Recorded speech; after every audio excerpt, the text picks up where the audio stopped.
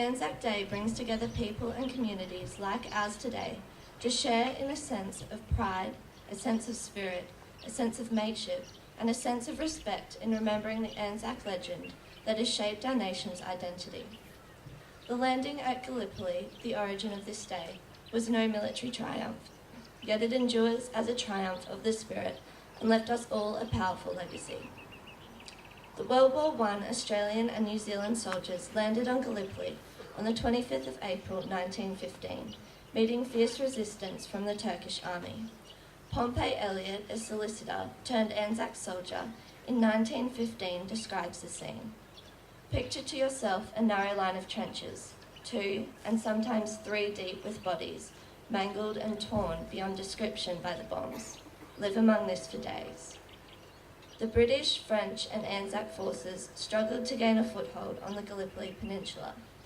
On the 7th of August 1915, a gallant yet hopeless attack was made by the 8th and 10th Light Horse Regiments against the Turkish trenches at the Neck, a small ridge little bigger than a tennis court. 4 lines of the Light Horse, each of about 150 men, were to seize the enemy trenches by attacking at 2-minute intervals. Hopeful to emulate the successful Lone Pine attack, the men were eager and confident to go into battle. At 4:30 a.m, the massacre of Anzac lives began. As ordered, the first line leapt forward from their trench, and a terrible fire broke out. All were shot down within meters. After witnessing the fate of their friends, the second line waited 2 minutes and leapt into the thundering Turk fire. Again, they were shot down. Knowing that they would die, the 10th Light Horse filled the trench and waited for their order to attack. Charging into the open, the expected bullets came, and they fell into the dust beside their dead comrades. Within 45 minutes, 234 light horsemen had been killed. The Battle of the Neck demonstrates the relentless bravery and courage of the Anzacs. As one of the men who watched them wrote, "It was heroic, it was marvelous, yet it was murder."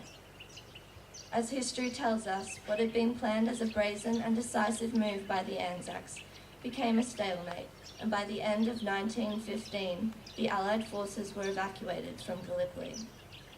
Both sides suffered heavy casualties and endured great hardships. Today is about remembering those hardships and those soldiers who did not return. 7,594 Australians and 2,431 New Zealanders were killed at Gallipoli. 60,000 Australian men were killed in World War I, as well as 150,000 who were either wounded, gassed, or taken prisoner.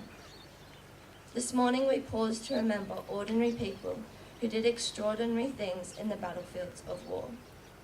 By standing here together quietly and reflecting, we remember these people and say thank you for your human qualities of courage, mateship, and sacrifice. This is the spirit of Anzac, which continues to have meaning and relevance for our sense of national identity. This morning we not only join together to remember the Anzacs at the landing of Gallipoli, but every conflict before and since, in which Australian men and women have put their lives at risk in the defence of us, the Australian people, and our way of life. The 1940s dawned a new era of Australian conflict, with the scars of the war that was meant to end all wars still healing.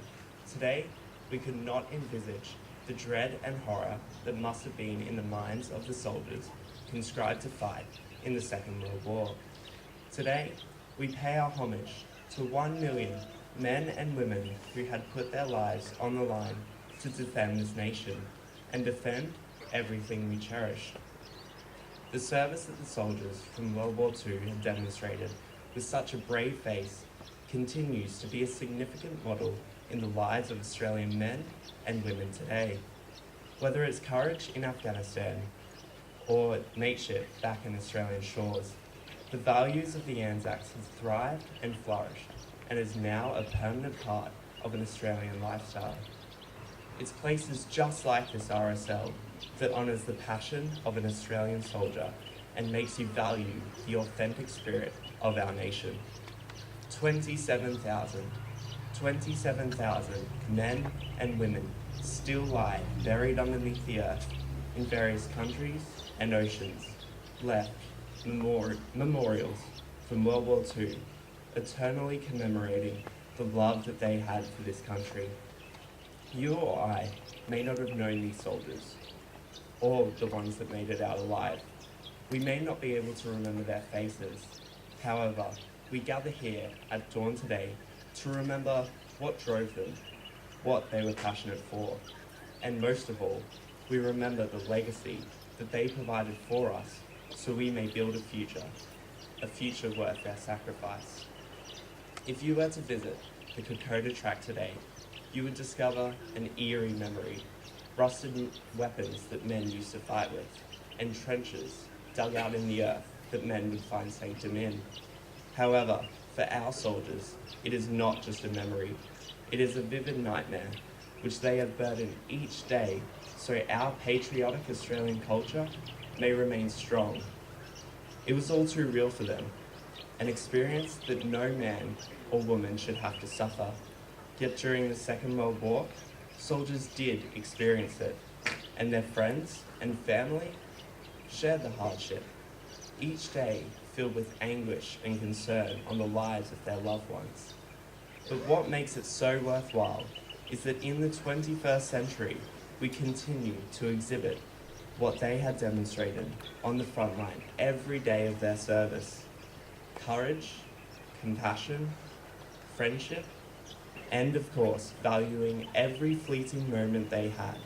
And it is our duty to continue to uphold these values each and every day to carry on the legacy of the Anzacs.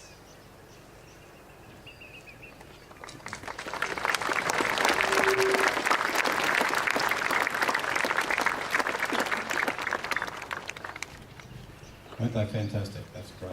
Thank you.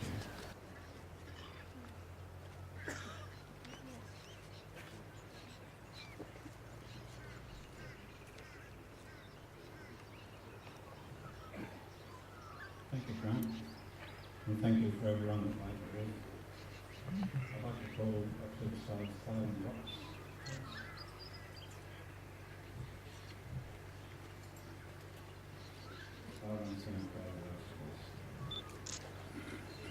Right! Left turn! Come! Catapult party. Present. Arm.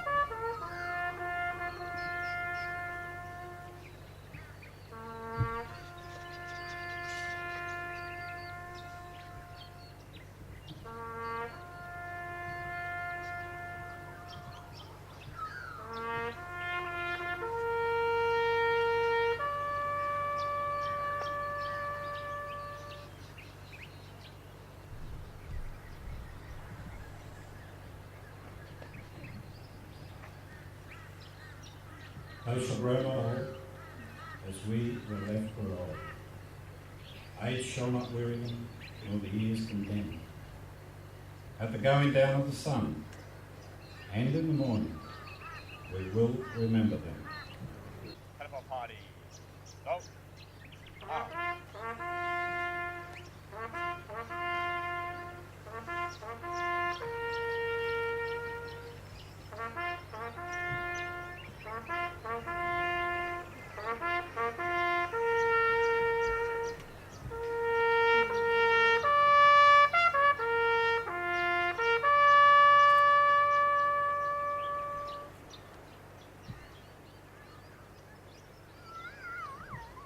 we forget.